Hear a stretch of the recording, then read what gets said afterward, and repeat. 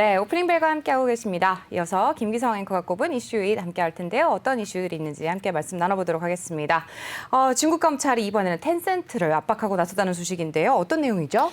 네, 그 위챗 아시죠? 네. 그러니까 중국 인구 12억 명이 위챗을 사용한다 그러고 위챗 그러면 아마 우리나라 카카오톡 생각하시면 크게 틀리지 않을 겁니다. 네. 그러니까 중국 사람들하고 SNS 하려 그러면은 사실은 대부분 위챗을 열어놓고 할 만큼 위챗은 중국 국민들의 SNS다 이렇게 네. 볼 수가 있는데 이 위챗에 대해서 압박을 가한 겁니다. 뭔가 하면은 위챗에 문제가 있어서 공익 소송을 제기한다 이렇게 밝힌 겁니다. 공익 소송이 우리하고는 조금 다른데 그러니까 민사적 공익 소송 이렇게 표현을 합니다. 그러니까 이 위챗에 문제가 있어서 피해를 본 사람이 공익적으로 있기 때문에 소송을 걸 거고 여기에 참가할 조직이나 기관들은 30일 이내에 서면으로 제출을 해라 이렇게 검찰이 밝힌 겁니다. 그런데 과연 위챗이 무슨 어떤 부분에서 위법한 일을 저질렀는지 이 부분에 대해서는 자세히 얘기를 하질 않았습니다. 다만 위챗이 운영하고 있는 청소년 모드라는 게 있답니다. 그러니까 청소년 모드라는 게 청소년들을 보호하기 위해서 만든 거겠죠. 그러니까 이 청소년 모드가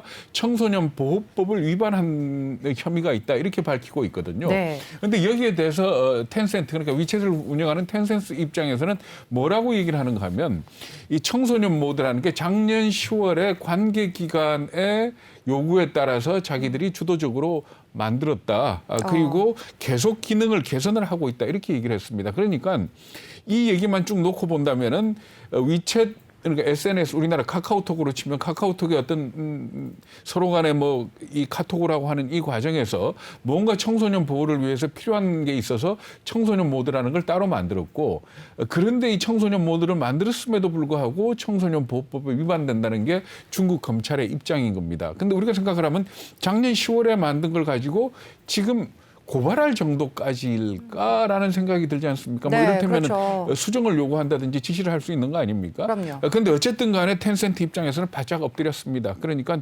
이용자들의 의견을 갖다 충분히 듣겠고 공익소송에도 진지하게 응할 것이다 이렇게 얘기를 하고 있습니다. 그래서 사우스 차이나 모닝포스트 같은 경우는 만약 이게 청소년 보호법에 위반되는 걸로 이렇게 나오게 된다면 아마 상당한 벌금이나 배상금을 물게 될 것이다 이렇게 예측을 하고 있습니다. 네.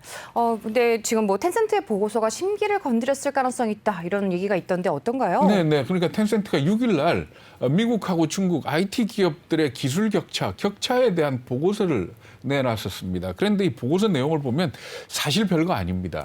그러니까 이미 나와 있는 숫자들을 가지고 만든 보고서인데 내용을 보면은 그러니까 세계 인터넷 기업 가운데서 텐센트가 6위고 세계적으로 알리바바가 7위라 그럽니다. 그래서 1위부터 7위까지의 시가총액 비중을 따졌더니 6위, 7위 그러니까 텐센트와 알리바바의 비중이 점차 줄어들고 있더라. 하는 그 얘기하고 그다음에 매출 증가율도 지금 현재 텐센트하고 알리바바가 미국 기업들에 비해서 압도적으로 높긴 하지만은 그 차이가 격차가 줄어들고 있더라 이렇게 지적을 하면서 뭐라고 얘기를 했는가 하면은 과거에 중국이 산업혁명을 놓쳐서 그동안 어려웠었는데 이 디지털 혁명은 꽉 붙들어야 된다라는 그런 얘기를 했던 겁니다.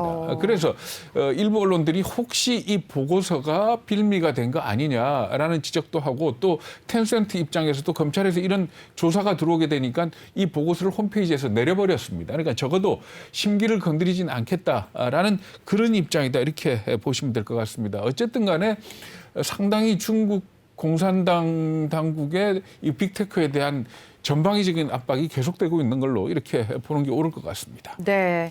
뭐 게임 업체에 대한 압박도 지속되고 있죠. 네, 그렇습니다. 그러니까 지난번에 우리 한번 얘기를 했지만 경제참고보 그러니까 네. 인민일보의 자매지인 경제참고보가 게임을 갖다가 뭐라 그랬는가 하면 정신적 아편 전자마약 이렇게 표현을 했지 않습니까? 그랬죠. 그래서 네. 게임주 주가가 크게 폭락을 하는 그런 모습을 보였습니다만은 그 이후에 이 경제참고보가 이 기사를 갖다가 내렸습니다. 그렇기 때문에 일부 그냥 해프닝 아니냐, 일부 기자들의 시각 아니냐라는 얘기가 있었는데 그게 아닌 것 같습니다. 왜냐하면은 중국 관영금융매체 중에 증권시보라는 데가 있는데 여기에서는 그런 어떤 뭐 정신적 마약이다, 뭐 이런 부분을 갖다가 지적을 한 게 아니고 지금 현재 게임 업체들에 대해서 지나치게 많은 세금 세금 혜택을 주고 있다.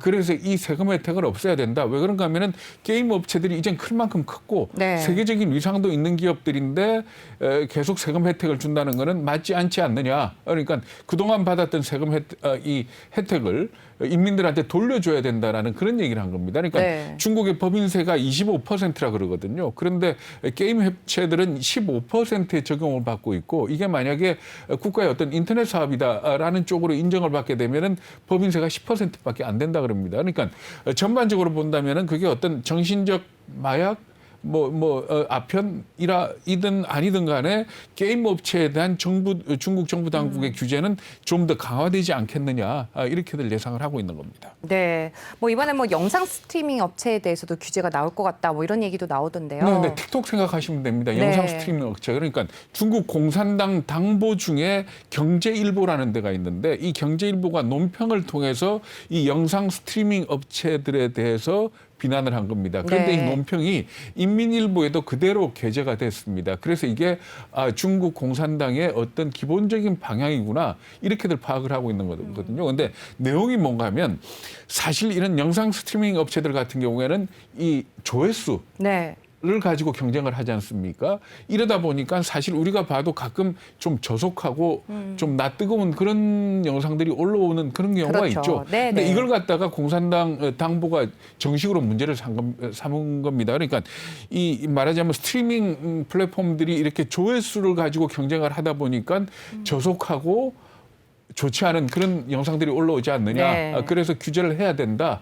이런 주장을 한 걸로 이렇게 보시면 될 것 같습니다. 네, 영상 스트리밍 업체에 대한 규제도 나올 것 같다라는 소식도 이제 확인을 해봤는데요. 중국 당국의 빅테크 기업에 대한 전방위 압박 어떻게 봐야 된다고 생각하세요? 글쎄요, 아마 중국 전문가들이 이 부분에 대해서 논평을 하는 얘기들을 아마 여러 네. 군데서 들으셨을 겁니다. 그러니까 말하자면 어떤 부분들은 일리가 있고, 그죠?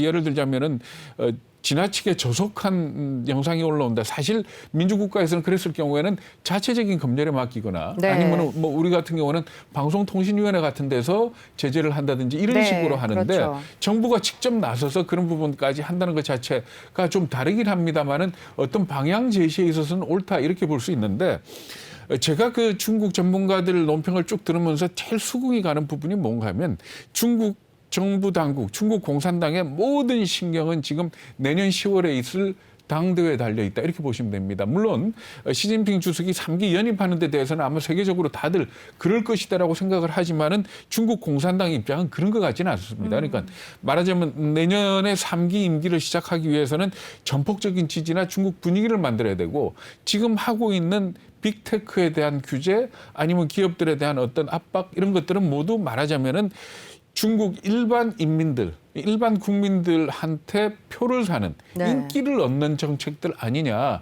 하는 그런 분석들을 하고 있습니다. 그래서 어떻게 본다면은 모택동이 마오쩌둥이 중국을 만들고 건국을 하거나 중공을 건국하고 난 뒤에 내세웠던 게 뭔가 하면 모두가 잘 사는 부를 나누는 공부의 나라였거든요. 공통 공자에다가 부의 부자 써가지고 공부의 나라였는데 그걸 등소평이 바꾼 겁니다. 선부. 그러니까 먼저 돈을 벌 사람 벌고 그래서 파이를 키워서 네. 나중에 나눠 먹자 하는 그런 쪽이었는데 시진핑이 그 7월 1일 날 그 창당 기념에서도 마오쩌둥 복장을 하고 나왔지 않습니까? 그런 거 볼 때 이 선부 개념에서 공부로 다시 돌아간 거 아니냐. 그러니까 지나치게 큰 부자들 같은 경우에는 부를 나눠야 된다라는 그런 입장에서 접근을 하고 그 기본적인 바탕에는 말하자면 3기 연임을 위한 분위기 조성 이렇게 해석을 하는데 아닐 수도 있고 또 다른 뜻도 있을 수 있겠지만은 그런 쪽이 강하지 않느냐라는 해석에 저도 사실은 좀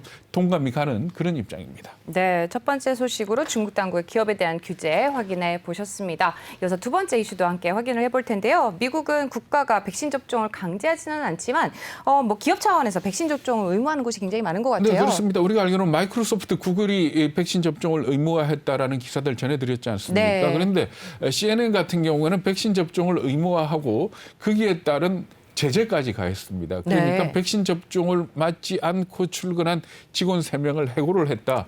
이렇게 밝혔거든요. 네. 그러면서 뭐라고 얘기를 했는가 하면 앞으로는 이 백신 접종 증명서를 제출하게 될 거다라고까지 얘기를 한 겁니다. 그러니까 말하자면 미국의 전체적인 분위기를 보면 네. 연방정부나 주정부 입장에서 백신 접종 의무화를 공무원 이외에는 강요를 하지 않고 있습니다. 그런데 기업들 입장에서는 말하자면 백신 접종에 대해서 상당히 강압적으로 네. 의무화시키는 그런 분위기다 이렇게 보시면 될 것 같고요.